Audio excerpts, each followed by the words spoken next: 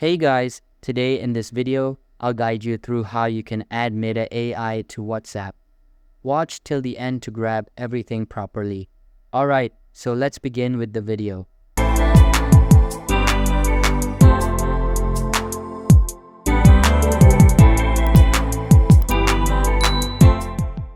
First things first, open the App Store, get to the search section and search for WhatsApp Messenger.